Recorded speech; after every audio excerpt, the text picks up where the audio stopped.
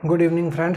दोस्तों, आज हम बात करेंगे इकोनॉमिक्स के बारे में कि इकोनॉमिक्स क्या होता है, इसकी अलग अलग इकोनॉमिस्ट ने क्या डेफिनेशन दी है, इसका मीनिंग क्या होता है, इसका नेचर कैसा होता है, इसका स्कोप कैसा होता है, उसके बारे में बात करेंगे। ठीक है, तो चलिए बात करते हैं। सबसे पहले इकोनॉमिक्स, अगर जनरल वर्ड के अंदर अगर मैं बात करूं तो इकोनॉमिक्स क्या होता है। Economics is the study of, अगर इसके मीनिंग की बात की जाए दोस्तों,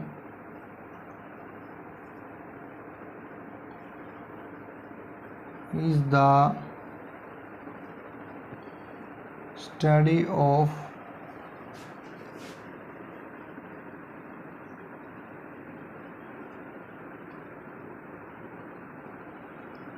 human behavior, that how people get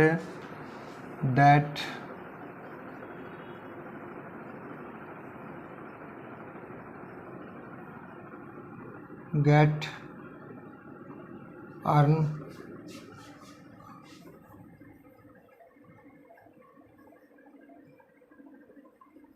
livings. ये इतनी सी बात है दोस्तों।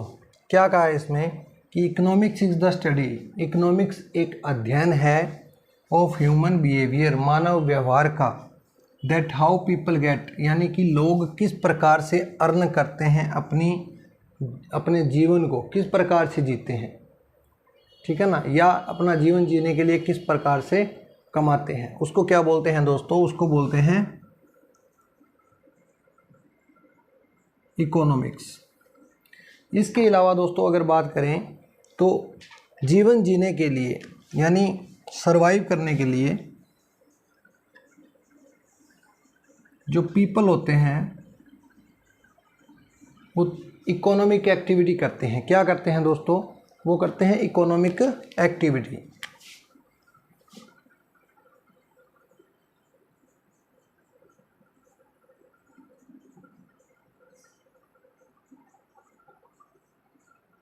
इकोनॉमिक एक्टिविटी करते हैं।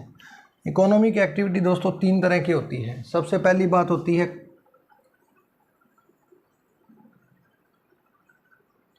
प्रोडक्शन की, दूसरी होती है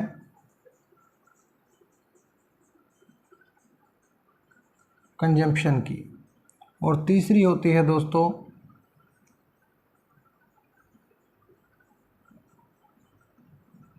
डिस्ट्रीब्यूशन की। इकोनॉमिक एक्टिविटी जो है ना वो तीन तरीके की होती है, प्रोडक्शन, कंजम्पशन और डिस्ट्रीब्यूशन। यानी ये तीनों क्रियाएं करके ही एक व्यक्ति सरवाइव करता है। उसके बाद में बात करें कि इकोनॉमिक्स एक ऐसा विषय है जो मानव व्यवहार का अध्ययन करके हमें ये बताता है कि पूरे विश्व के लोग किस प्रकार से अपना जीवन जीते हैं, किस प्रकार से वो असीमित आवश्यकताओं को सीमित साधनों से पूरा करते हैं। यानी क्या होती है दोस्तों इकोनॉमिक्स के अंदर, हम बात करें अगर जनरल, तो जो हमारी वांट होती है या नीड कह सकते हैं, वो क्या होती है दोस्तों, अनलिमिटेड होती है।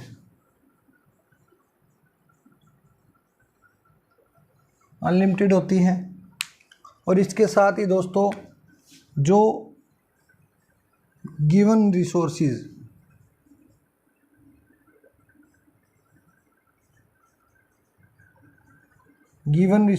है वो क्या होते हैं, वो लिमिटेड होते हैं।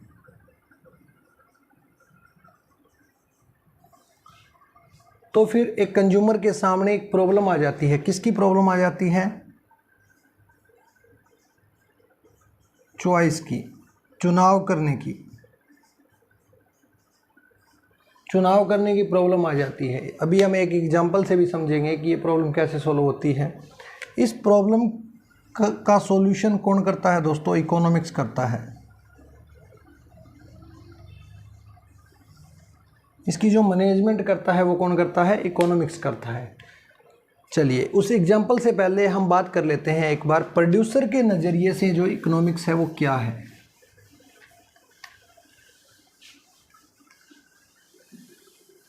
एक प्रोड्यूसर जो होता है दोस्तों, उसके सामने ये मेजर प्रॉब्लम होती है कि वो कौन सी वस्तुओं का प्रोडक्शन करे। यानी कि मान लो उसके पास गिवन रिसोर्सेज है,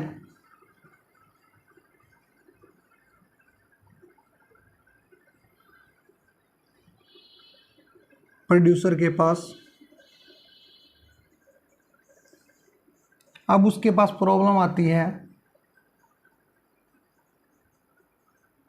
डिस्ट्रीब्यूशन की। यानी कि कौन सा प्रोडक्ट बनाने में वो कितने रिसोर्स को लगाए, या कौन से प्रोडक्ट का वो निर्माण करे, कौन से प्रोडक्ट को प्रोड्यूस करे, ये प्रॉब्लम होती है उसके सामने, ठीक है ना। इसी के साथ साथ प्रोड्यूसर क्या चाहता है दोस्तों, कम से कम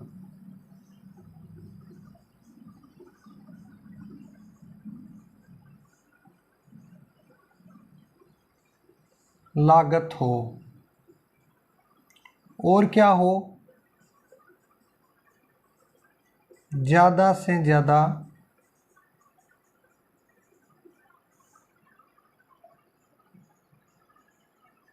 लाभ हो। तो एक प्रोड्यूसर है, उसके नज़रिए से इकोनॉमिक्स क्या होती है दोस्तों, कि उसकी हेल्प हो जाए किस काम में, डिस्ट्रीब्यूशन के काम में। यानी कि इकोनॉमिक्स हेल्प करता है कि कौन से रिसोर्स को कौन से क्षेत्र में लगाना है जिससे उसको बेस्ट रिजल्ट मिले और जिसके कारण क्या हो जाए, लागत कम हो जाए और ज़्यादा से ज़्यादा प्रॉफिट मिल जाए। चलिए दोस्तों, अब बात करते हैं कि एग्जाम्पल की। मान लो आपके पास 5,000 रुपये हैं।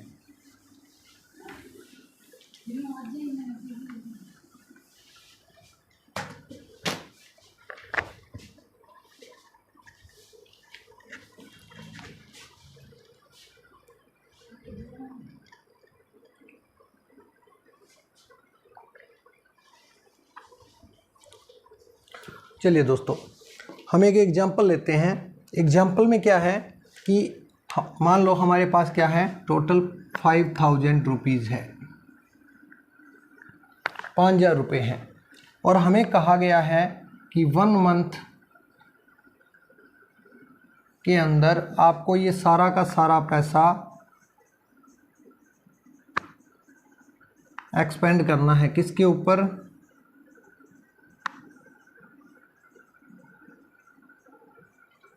सर्विसेज के ऊपर, ठीक है। अब मैं सबसे पहला काम क्या करूंगा दोस्तों, इन 5,000 रुपये से, इन 5,000 रुपये से सबसे पहला काम मैं ये करूंगा कि मैं इनको डिस्ट्रीब्यूट करूंगा, ठीक है ना। क्या करूंगा, डिस्ट्रीब्यूट करूंगा अलग अलग पार्ट के अंदर। जैसे मुझे क्लोथ लेने हैं, शू लेने हैं, मुझे बिल या पेमेंट करनी है, ठीक है, मुझे फूड भी चाहिए। इस तरीके से मैं इन 5,000 रुपये को डिस्ट्रीब्यूट कर दूंगा कि कितना रुपया मुझे कौन से क्षेत्र के अंदर लगाना है। यही क्या होती है दोस्तों, इकोनॉमिक्स होती है। इसी को क्या बोलते हैं, इकोनॉमिक्स बोलते हैं, ठीक है ना। यानी कि हमारे सामने फिक्स इनकम थी। ये इनकम जो थी ना दोस्तों, ये क्या थी, फिक्स थी, फिक्स इनकम थी, और एक निश्चित समय था, और हमें बोला गया था कि ये 5,000 रुपये आपको खर्च करने हैं, ठीक है ना। तो हमारे सामने प्रॉब्लम तो आई होगी ना। क्या प्रॉब्लम आई होगी, चॉइस की। क्यों आई होगी दोस्तों, क्योंकि हमारी जो वांट होती है, वांट होती है ना, वो इन 5,000 रुपये से पूरी होने वाली नहीं थी। वो क्या थी, अनलिमिटेड थी, अनलिमिटेड वांट थी हमारी, ठीक है ना। और जो रिसोर्स थे हमारे पास,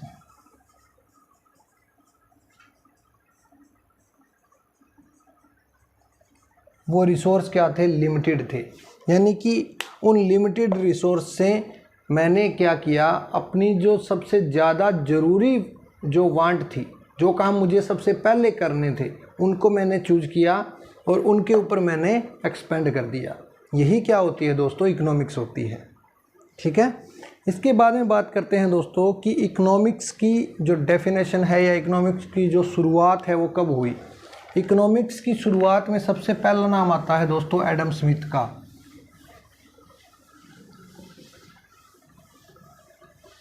सबसे पहले नाम किसका आता है दोस्तों? इकोनॉमिक्स की शुरुआत एक बुक से हुई थी। उस बुक का नाम क्या था?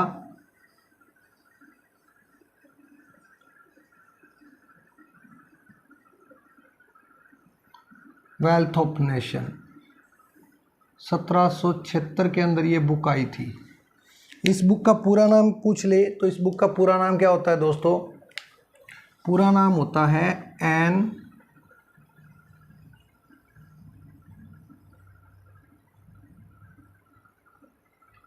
द नेचर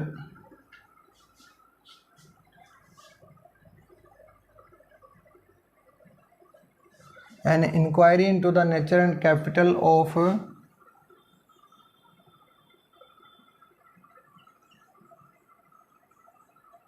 वेल्थ ऑफ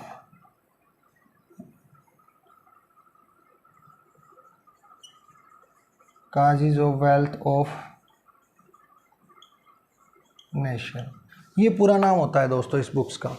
क्या नाम है इस बुक का? An inquiry into the nature and causes of wealth of nation. 1776 में आई थी। किसने लिखी ये बुक? ये बुक लिखी थी दोस्तों एडम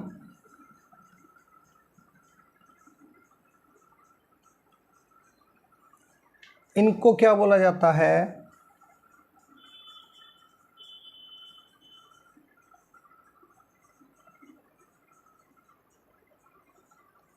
फादर ऑफ इकोनॉमिक्स भी बोला जाता है। क्या बोला जाता है इनको? फादर ऑफ इकोनॉमिक्स बोला जाता है। यानी दुनिया के अंदर एक ऐसा एकमात्र ऐसा पर्सन था, यानी it was Adam Smith who define economics first time in 1776 in his popular book. यानी दुनिया के अंदर एक पहला व्यक्ति था जिसने 1776 में उसकी पॉपुलर बुक के अंदर इस वर्ड को बताया कि इकोनॉमिक्स क्या होती है। इकोनॉमिक्स से सबको रूबरू करवाया, एक सब्जेक्ट मैटर के रूप में इकोनॉमिक्स को वो लेके आए। ठीक है ना। चलिए दोस्तों अब बात करते हैं इकोनॉमिक्स के पार्ट की। यानी इकोनॉमिक्स के दो पार्ट हैं दोस्तों, हम दो पार्ट में इसको पढ़ते हैं। कौन कौन से दो पार्ट होते हैं? दो पार्ट जो होते हैं दोस्तों वो दो पार्ट हमारे पास, एक तो होता है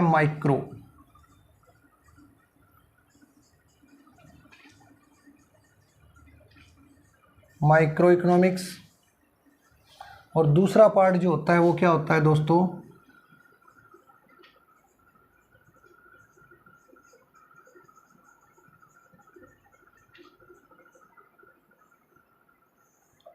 दूसरा पार्ट क्या होता है?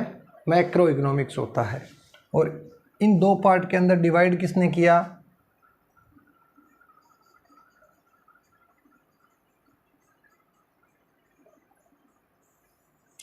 रैगनर फ्रिश ने इकोनॉमिक्स को दो पार्ट के अंदर क्या कर दिया? डिवाइड कर दिया दोस्तों।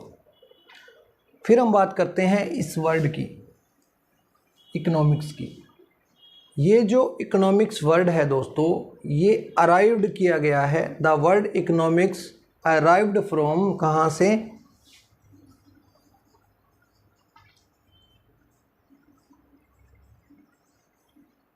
ग्रीक वर्ड से। ठीक है ना। कौन से वर्ड से? ग्रीक वर्ड से। कौन कौन सा था ग्रीक वर्ड?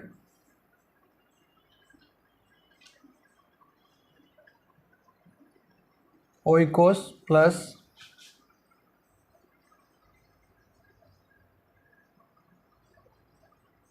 नीमेन।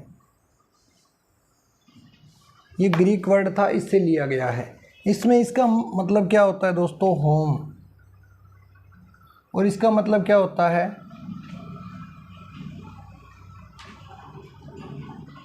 मैनेजमेंट। यानी इस इकोनॉमिक्स को हम क्या बोल सकते हैं दोस्तों? इसको हम बोल सकते हैं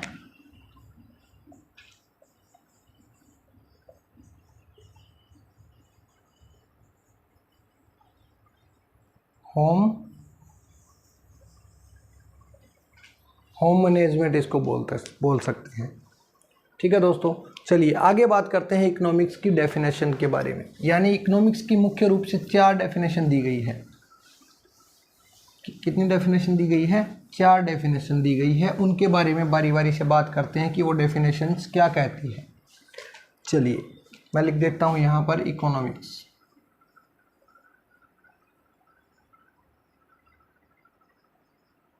इकोनॉमिक्स, ठीक है। सबसे पहली डेफिनेशन जो थी उसको बोलते हैं दोस्तों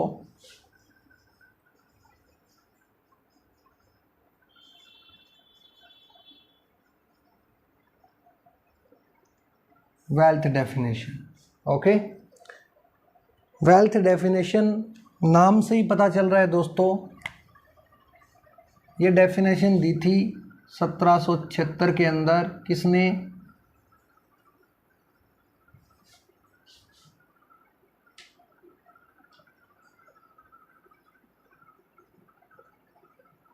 वेल्थ ऑफ नेशन नाम की एक बुक आई थी, उस बुक के अंदर डेफिनेशन दी थी किसने? एडम स्मिथ ने।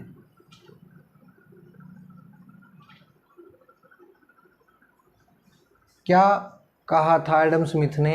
एडम स्मिथ ने कहा था कि अर्थशास्त्र राष्ट्रों के धन की प्रकृति तथा कारणों की खोज है। क्या कहा था? कि अर्थशास्त्र क्या है?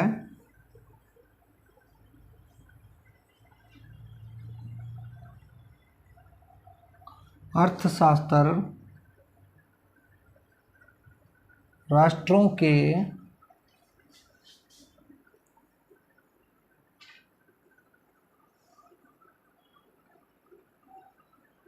प्रकृति तथा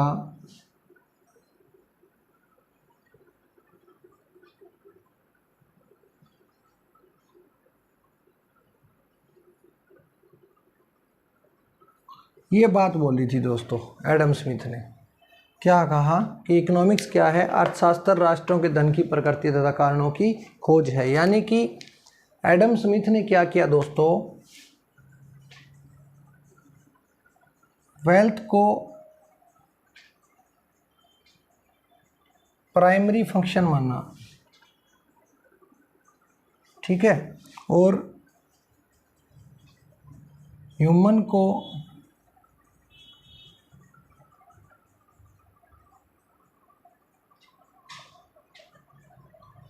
सेकेंडरी फंक्शन या एलिमेंट या फैक्टर कुछ भी बोल सकते हैं, कि इन्होंने धन के ऊपर ज़्यादा बल दिया। धन से हम क्या समझ सकते हैं दोस्तों? धन का मतलब ओनली कैश नहीं होता। एडम स्मिथ ने कहा कि धन का मतलब भी, मैं धन धन धन ये वर्ड यूज़ कर रहा हूँ तो इसका मतलब ये नहीं कि मैं पैसा पैसा पैसा कर रहा हूँ। इसका मतलब क्या है दोस्तों? इसका मतलब है गुड्स, ठीक है, एसेट्स, कार, बाइक, फर्नीचर, इस तरह की एसेट, इस तरह की चीज़ों को ही उन्होंने वेल्थ बोला है। संपत्ति जिसके अंदर शामिल होती है, ठीक है ना, उसको उन्होंने वेल्थ बोला है। और उन्होंने कहा है, उन्होंने ये बताया है कि इकोनॉमिक्स क्या है? इकोनॉमिक्स हमें ये बताता है कि वेल्थ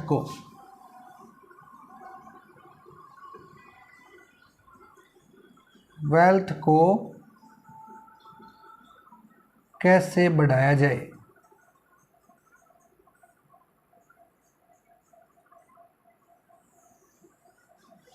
ठीक है, एडम स्मिथ ने यही बात बोली है दोस्तों इस डेफिनेशन के अंदर, कि वेल्थ को किस प्रकार से बढ़ाया जाए। ठीक है, ऐसा क्या काम किया जाए जिससे जो है वेल्थ बढ़ जाए। तो उन्होंने धन को मेजर यहाँ पर कॉन्सेप्ट के रूप में रखा, मेजर फैक्टर रखा। ठीक है, उसके बाद में बात करते हैं दोस्तों दूसरी डेफिनेशन की, जो है डॉक्टर मार्शल की। डॉक्टर मार्शल ने भी डेफिनेशन दी। क्या दी? उन्होंने दी वेलफेयर डेफिनेशन। क्या दी दोस्तों? Welfare definition.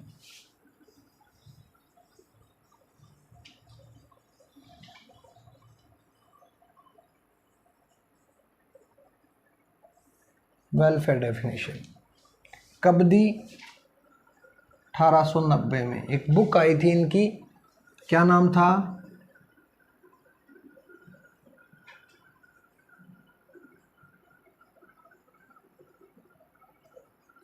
Principle of economics. इस बुक के अंदर इन्होंने क्या बताया कि इकोनॉमिक्स क्या है, वेल्थ के साथ साथ एक इंसान का सोशल एंड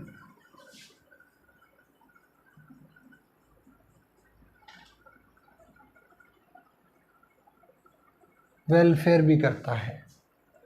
यानी वेल्थ तो कमाना बताता ही है इकोनॉमिक्स, कि वेल्थ को कैसे मैनेज करेंगे, कैसे कमाएंगे। उसके साथ साथ ये भी बताता है कि सोशल और इकोनॉमिक वेलफेयर कैसे होगा, यानी कि उनका जीने का, रहन सहन का ढंग कैसा होगा, शिक्षा उसको कैसी मिलेगी, स्वास्थ्य कैसा होगा, ठीक है ना, फूड उसको कैसा मिलना चाहिए, उसकी पर्सनैलिटी कैसी होनी चाहिए, ये सारी चीज़ें उसको जो है, वाटर सप्लाई अच्छे से मिलनी चाहिए, इलेक्ट्रिसिटी अच्छी सी इलेक्ट्रिसिटी की सुविधाएं अच्छी मिलनी चाहिए, अच्छे हॉस्पिटल्स होने चाहिए, ठीक है ना। तो ये सारी चीज़ें क्या है, अर्थशास्त्र है। उन्होंने बताया कि अर्थशास्त्र ये बताता है कि वेल्थ तो बताता ही बताता है कि वेल्थ कैसे कमाया जाता है या कैसे इकट्ठा करना है एक व्यक्ति को, लेकिन साथ में वेलफेयर करना भी सिखाता है इकोनॉमिक्स। कौन सा वेलफेयर? सोशल वेलफेयर और इकोनॉमिक वेलफेयर। तो ये डेफिनेशन थी दोस्तों किसकी, वेलफेयर डेफिनेशन किसकी थी? डॉक्टर मार्शल की।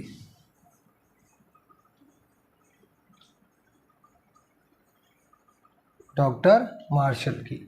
इसके बाद में बात करते हैं दोस्तों, इसके बाद में जो नाम आता है वो नाम आता है दोस्तों स्कैरसिटी डेफिनेशन। स्कैरसिटी यानी दुर्लभता परिभाषा। ये किसने दी दोस्तों? ये दी थी प्रोफेसर रॉबिन्स ने।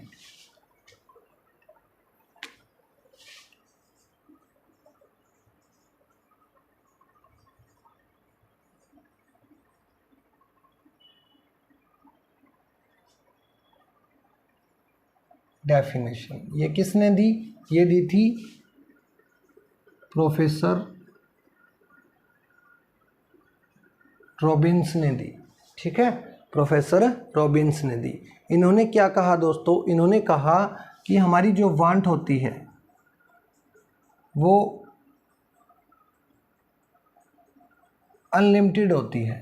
ओके, हमारी वांट क्या होती है? अनलिमिटेड होती है, लेकिन जो रिसोर्स होते हैं वो क्या होते हैं? लिमिटेड होते हैं। तो इनके कारण एक प्रॉब्लम आ जाती है, किस चीज़ की? चॉइस की। और इसी चॉइस की प्रॉब्लम को सॉल्व कौन करता है? इसका जो है सॉल्यूशन कौन करता है? इकोनॉमिक्स करता है। यानी कि हमें मैनेजमेंट करना सिखाता है इकोनॉमिक्स, ठीक है। तो ये स्केर्सिटी से रिलेटेड जो है भी डेफिनेशन थी कि हमारी जो वांट होती है वो अनलिमिटेड होती है और हमारे जो रिसोर्सेज होते हैं वो लिमिटेड होते हैं। इन दोनों में कम्बिनेशन कैसे स्थापित किया जाए वही अर्थशास्त्र है, ठीक है ना। कि रिसोर्स को इस प्रकार से डिस्ट्रीब्यूट करो, रॉबिन्स ने कहा कि रिसोर्सेज को इस प्रकार से डिस्ट्रीब्यूट करो जिससे हमारी वांट भी पूरी हो जाए, ठीक है ना, हमारी वांट भी पूरी हो जाए और ज़्यादा रिसोर्सेज भी वेस्ट ना हो, ठीक है ना, यानी आने वाली पीढ़ी के लिए भी वो बचे रहें, ठीक है। हमारी जो अनलिमिटेड वांट है उनमें से जो मेन मुख्य जो हमारी जो मांगे हैं, हम जो चाहते हैं, हमारी जो इच्छाएं हैं वो भी पूरी हो जाए और रिसोर्स का भी ज़्यादा नुकसान ना हो, नेचर का भी नुकसान ना हो। तो ये थी स्केर्सिटी से रिलेटेड डेफिनेशन। इसके बाद में दोस्तों बात करते हैं क्या? इसके बाद में बात करते हैं हम ग्रोथ ओरिएंटेड डेफिनेशन की। किसकी? Growth oriented.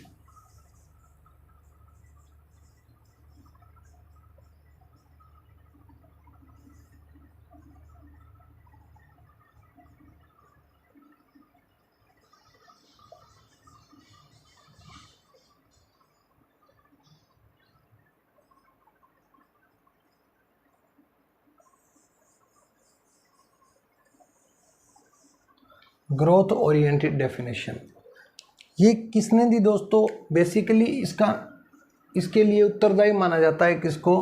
प्रोफेसर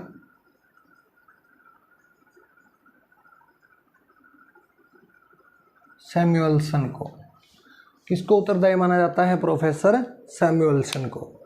सैमुअलसन ने क्या किया दोस्तों, सैमुअलसन ने जो दो डेफिनेशन पहले दी गई थी किसकी, एक तो थी वेलफेयर डेफिनेशन, प्लस में कर दिया कौन सी डेफिनेशन को, प्लस में कर दिया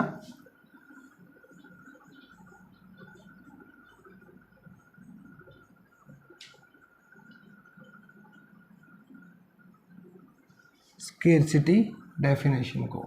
यानी कि इन्होंने क्या बताया, इन्होंने ये कहा कि जो लिमिटेड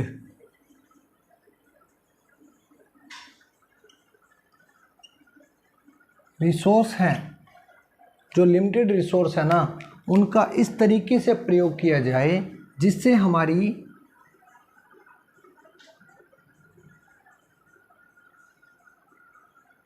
वांट भी पूरी हो जाए, और उसके साथ साथ इस तरीके से इन साधनों को डिस्ट्रीब्यूट करना है हमने जिससे हमारी अनलिमिटेड वांट भी शांत हो जाए, वो भी पूरी हो जाए, और साथ में social and economic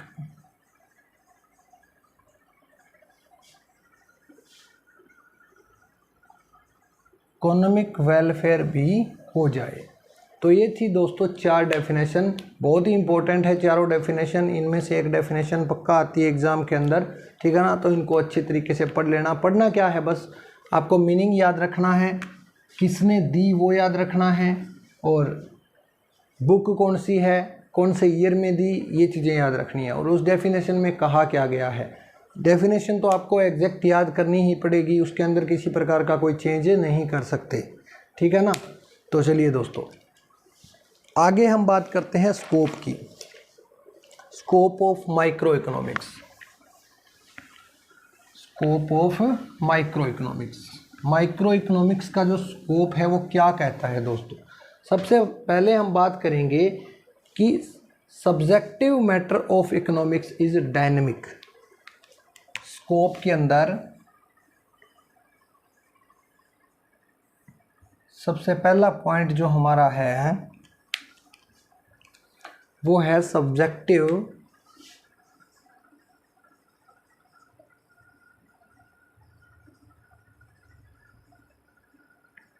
matter of economics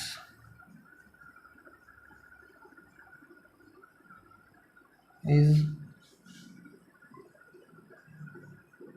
dynamic. कि इकोनॉमिक्स का जो सब्जेक्टिव मैटर है वो क्या होता है, डायनेमिक होता है। क्या होता है, गतिशील होता है।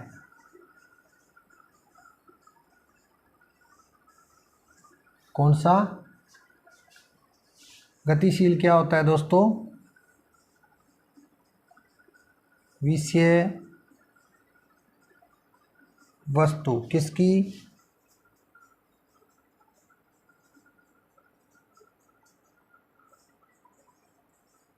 कि विषय वस्तु गतिशील होती है। गतिशील होने का मतलब दोस्तों आप समझिए कि 1776 में इकोनॉमिक्स क्या थी, केवल वेल्थ के नज़रिए से हम इकोनॉमिक्स को देखते थे। उसके बाद में क्या हुआ, वेलफेयर की बात हुई, फिर क्या हुआ, अनलिमिटेड वांट को लिमिटेड रिसोर्सेज से पूरा किया जाने लगा।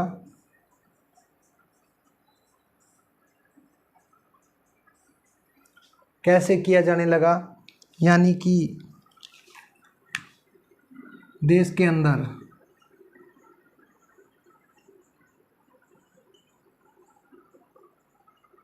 न्यू टेक्नोलॉजी आ गई,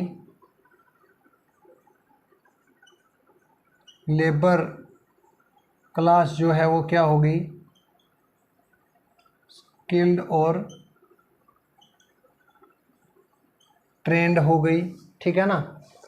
इस तरीके से इकोनॉमिक्स आगे बढ़ता गया। उसके बाद में क्या हुआ दोस्तों, उसके बाद में जो है इकोनॉमिक्स को एक सस्टेनेबल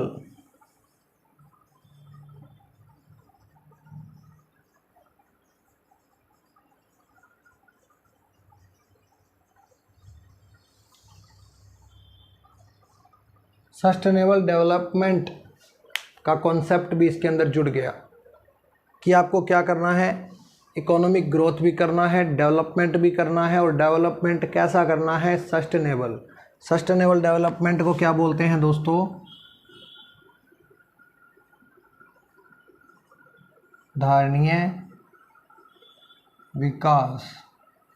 यानी कि एक ऐसा विकास जो वर्तमान की आवश्यकताओं को पूरा करने के लिए हम भविष्य में जो रिसोर्स यूज होने हैं उनको बचाकर हम वर्तमान की आवश्यकताओं को पूरा करते हैं, ताकि आने वाली पीढ़ी के लिए भी वो रिसोर्स बचे रहें।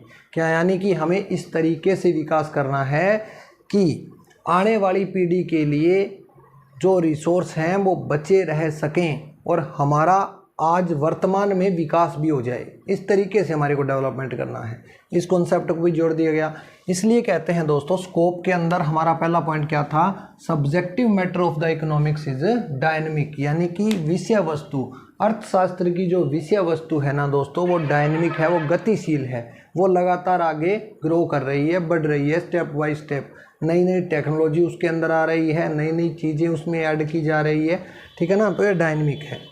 उसके बाद में दोस्तों बात करते हैं स्कोप की। इसके जो स्कोप के आगे जो पॉइंट है वो, यानी माइक्रो इकोनॉमिक्स के अंदर हम जो भी चीज़ें पढ़ते हैं वो सारी क्या होती है दोस्तों, स्कोप के अंदर काउंट होती है।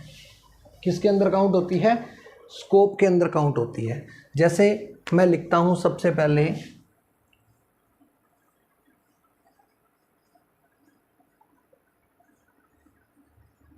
Law of demand.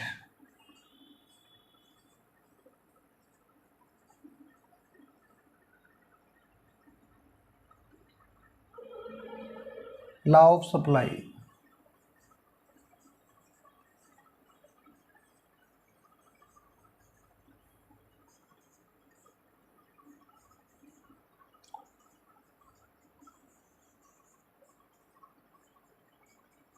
Price elasticity, ठीक है, इनकम इलास्टिसिटी। उसके बाद में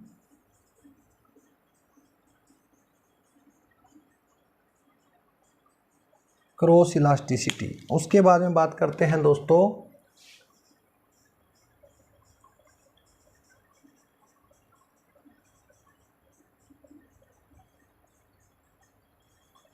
प्रोडक्शन फंक्शन की। उसके बाद में बात करते हैं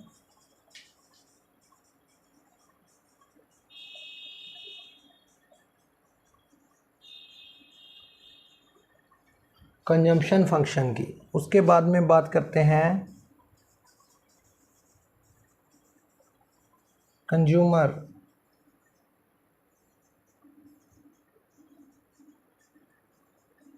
इक्विलिब्रियम की, ठीक है दोस्तों। उसके बाद में हम बात करते हैं, ये सारी चीज़ें माइक्रो इकोनॉमिक्स के स्कोप के अंदर आती है। अलग अलग पॉइंट डाल के इनको आगे थोड़ा एक एक दो दो लाइन में लिखना है, बस हमारा स्कोप का कॉन्सेप्ट पूरा हो जाएगा, ठीक है। चलिए आगे 9वें पॉइंट पे हम बात करते हैं किसकी, कॉस्ट की। कॉस्ट को भी हम किस में पढ़ते हैं, माइक्रो इकोनॉमिक्स में पढ़ते हैं। फिर इसके बाद में थ्योरी ऑफ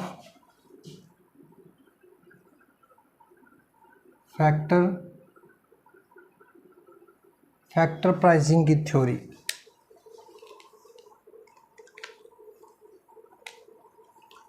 उसके बाद में बात करते हैं दोस्तों फैक्टर प्राइसिंग की थ्योरी के बाद में बात करते हैं limit pricing theory,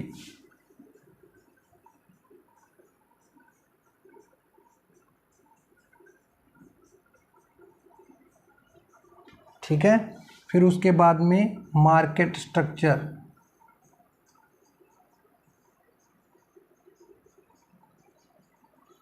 market structure जो हमने पढ़ा कि perfect competition, monopoly, monopolistic competition, oligopoly, डिओपोली, ठीक है ना, ये सारी चीज़ें मार्केट स्ट्रक्चर के अंदर आ जाएगी। ठीक है, इसके बाद में आगे आ जाएंगे दोस्तों मॉडल कुर्नो,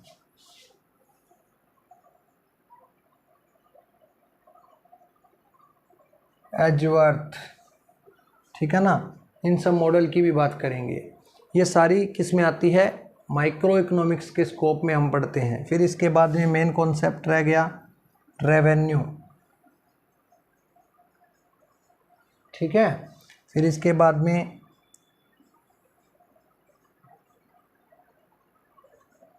रेवेल्ड प्रेफरेंस, ठीक है, ये हो गया। इसके बारे में बात करते हैं दोस्तों। फिर यूटिलिटी की,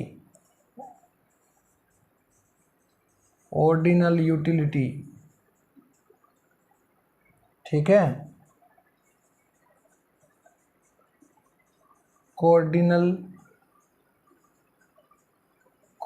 यूटिलिटी, ठीक है दोस्तों। ये सारी चीज़ें किसके अंदर आएगी, माइक्रो इकोनॉमिक्स के स्कोप में। एक और लिख देता हूँ यहाँ पर, 20 पूरे हो जाएंगे। गेम थ्योरी,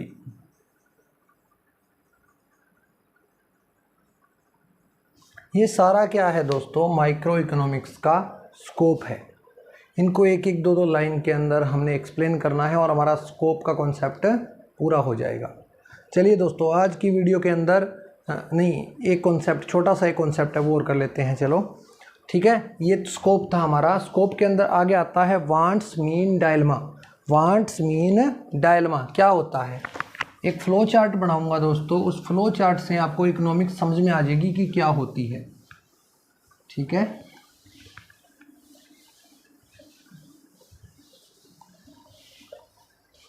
ये इकोनॉमिक्स जो है ना दोस्तों, ये हमें इस फ्लो चार्ट से पूरी समझ आ जाएगी। चलिए, सबसे पहले हमारे पास क्या है दोस्तों, सबसे पहले हमारे साथ है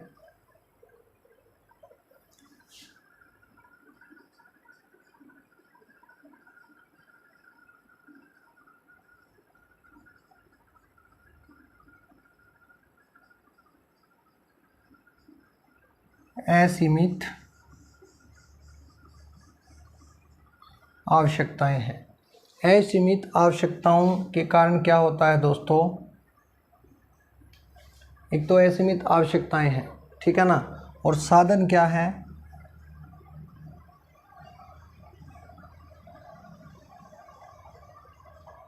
सीमित है या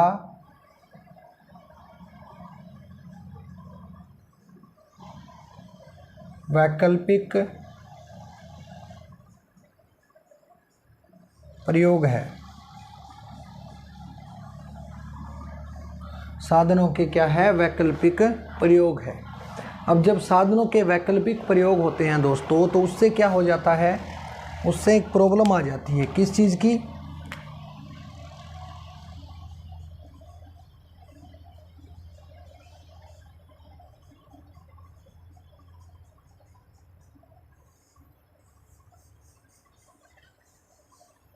चयन की समस्या आ जाती है हमारे पास। चयन की समस्या आने से दोस्तों क्या हो जाता है,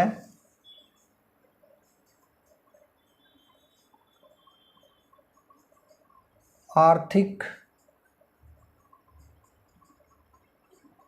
समस्याएं उत्पन्न हो जाती है, ठीक है। क्या हो जाती है, आर्थिक समस्याएं उत्पन्न हो जाती है। इन आर्थिक समस्याओं को दूर करने के लिए हमें क्या करना पड़ता है दोस्तों, इन आर्थिक समस्याओं को दूर करने के लिए हमें करना पड़ता है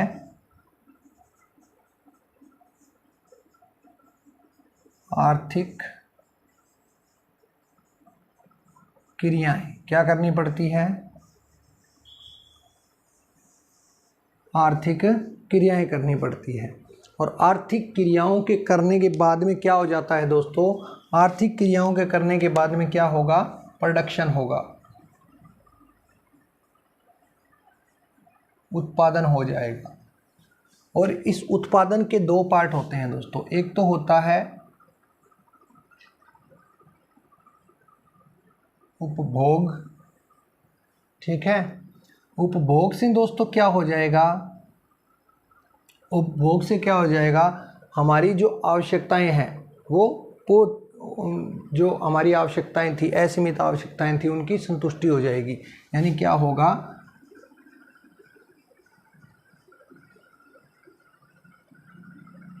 आवश्यकताओं की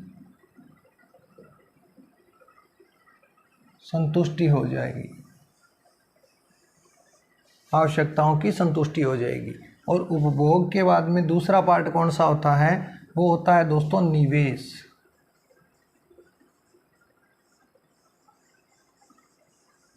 यानी प्रोडक्शन करने से हमारे पास इनकम आई, उस इनकम को हमने क्या कर दिया, इन्वेस्टमेंट कर दिया।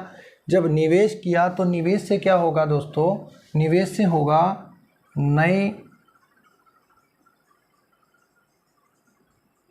साधनों का सृजन या पूंजी निर्माण, ये होगा।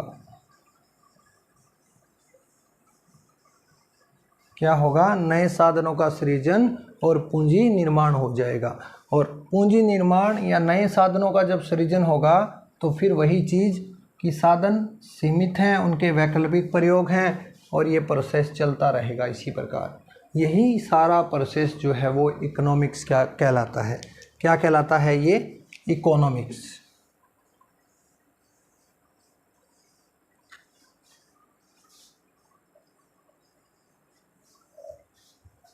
आई बात समझ में। आज की वीडियो में दोस्तों इतना ही।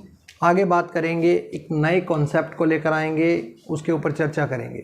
ठीक है दोस्तों, तो आपसे रोज़ जो दरख्वास्त होती है वही आज की वीडियो। अगर पसंद आई है, कॉन्सेप्ट अगर समझ में आया है तो वीडियो को लाइक करें, चैनल को सब्सक्राइब करें, ज़्यादा से ज़्यादा कमेंट कीजिए, वीडियो को शेयर कीजिए। Thank you.